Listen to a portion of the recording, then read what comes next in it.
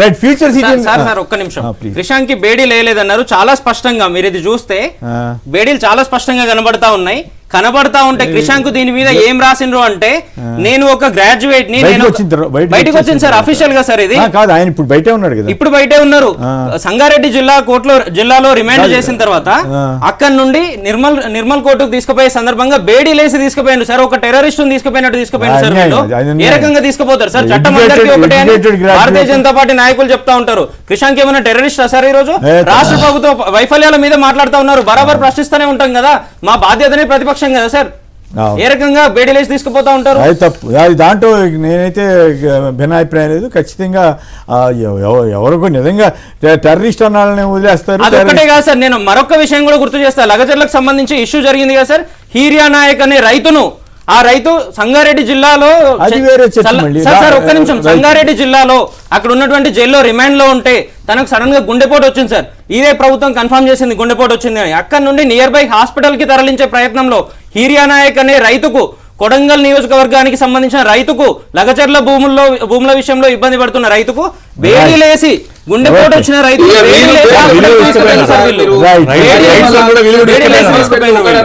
దళితులు ఒకటేసారి ఖమ్మం రైతులు ఒకటే సార్ వాళ్ళు ఏదో బేడీల గురించి ఇప్పుడు మాట్లాడుతున్నారు. అయినా కూడా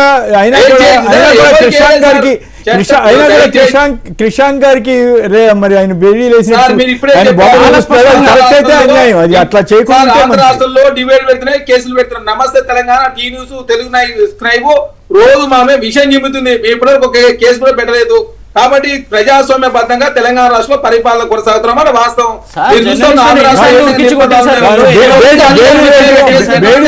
అవసరం ఉంది. బేడీలు వాళ్ళు వేసిన చరిత్ర వాళ్ళది. ఆ బేడీలన్నీ గుర్తొస్తున్నాయి వాళ్ళకి. ఇప్పుడు ఆనాడు వాళ్ళు వేసింది కరెక్ట్. ఇప్పుడు కాంగ్రెస్ చేయకుండా చేసిన. ఇప్పుడు తలొకళ్ళు కంసి మీద మాట్లాడిన టైం అయిపోయింది. ఫ్యూచర్ సిటీని రద్దు చేస్తా ఉంటున్నారు హరీష్ రావు గారు, ఏమంటారు మీరు? సార్ ఫ్యూచర్ సిటీ రద్దు చేసే దమ్ము బీఆర్ఎస్ పార్టీ లేదు. ఎందుకంటే అది వాళ్ళు అధికారులకు వస్తాకనే 10 సంవత్సరాల పాటు కాంగ్రెస్ పార్టీ ఉంటుంది. 10 సంవత్సరాల్లో ఫ్యూచర్ సిటీ ఇప్పుడే పూర్తి. గతంలో చంద్రబాబు నాయుడు గారి లాగా తాత్కాలిక సిటీ కాదు, అది ఫ్యూచర్ సిటీ అనేది పర్మనెంట్ సిటీ కాబోతా ఉంది.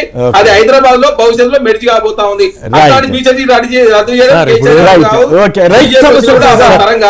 రైతుల కష్టాల మీద ఎల్లుండి నుంచి మీరు టూర్ చేస్తారు.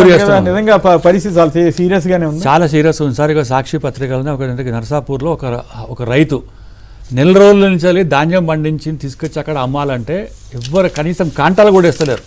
కళ్ళాల దగ్గర కాంటాల దగ్గర ఇవాళ రైతులు ధర్నా చేస్తున్నారు 90 రోజులు అంటే 90 రోజుల నుంచి. అంటే ఇదేంటంటే రైతు రాజ్యమా లేకుంటే ఏంటంటే ఎట్లా అసలు? ఇవాళ చూడండి, ఇవాళ ఒక 24% ధాన్యం కొన్నారు అంతే.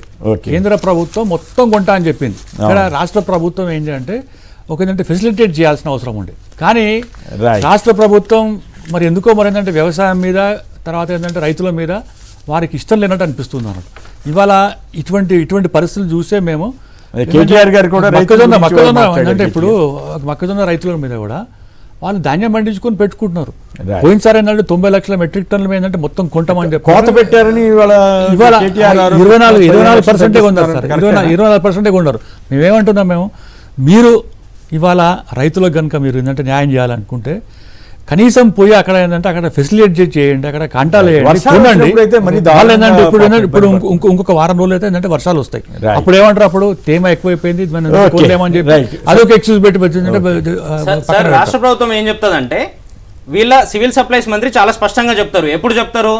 కొనుగోలుకు సంబంధించిన సీజన్ మొదలైనప్పుడు. సీజన్ ఎప్పుడు మొదలైంది సార్? ఏప్రిల్ 1 నాడు మొదలవుతా ఉంటుంది. ఏప్రిల్ 1 అయిపోయి ఈ రోజుకి ఎన్ని రోజులైంది సార్? 45 రోజులైంది. 45 రోజుల్లో 45 లక్షల మెట్రిక్ టన్నులు కూడా కొనుగోలు చేయలేదు వీళ్ళు ఈ రోజు వరకు. కానీ వీళ్ళ సివిల్ సప్లైస్ మంత్రి డే 1 ఏం చెప్తారు సార్?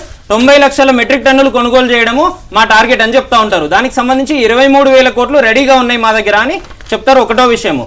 రెండో విషయము, వీళ్ళ ముఖ్యమంత్రి గారు నిన్నగాక మొన్న ఏం చెప్పిండ్రు సార్ మీడియా సమావేశంలో? 45 లక్షల టన్నులు మేము కొనుగోలు చేసాం ఇప్పటి వరకు అని చెప్తా ఉన్నారు. దాదాపుగా ఇంకొక వారం అయితే మొత్తం సీజనే అయిపోతుంది కొనుగోలుకు సంబంధించి. 45 లక్షల టన్నులు మేము కొనుగోలు చేసినాము అని అంటే వాళ్ళ ముఖ్యమంత్రి గారు చెప్తున్న దాని ప్రకారమే 50% కూడా కాలేదు. ఇంకో 20% అయితే అయిపోతుంది అని చెప్తా ఉన్నారు. అంటే వీళ్ళ ఆలోచనలు ఏంది సార్? దానికి సంబంధించి రైతులు ఆర్తనాదాలు పడతా ఉన్నారు. Okay. 45 రోజుల నుండి 45 డిగ్రీల ఎండలో Okay. ఇబ్బందులు పడతా ఉన్నారు. చరణ్. రైతులంతా Right. వడ్ల కుప్పల మీద చనిపోతా Okay. ఉన్నారు. చరణ్. నిన్నటికి నిన్న రైతులు చనిపోయిన చరణ్. ప్రతిరోజు చూస్తానే ఉన్నాం. బీజేపీ ఏమో 25% అని బీజేపీ వాళ్ళు మాట్లాడతారు.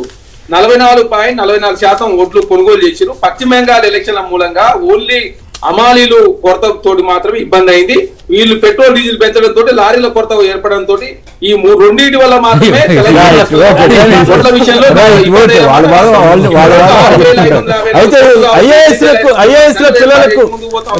ఐఏఎస్ లో పిల్లలకు రిజర్వేషన్ ఎందుకని సుప్రీంకోర్టు సంచలన వ్యాఖ్య చేసింది. దీని మీద మళ్ళీ ఒకసారి చర్చ నడుపుకుందాం. ఇక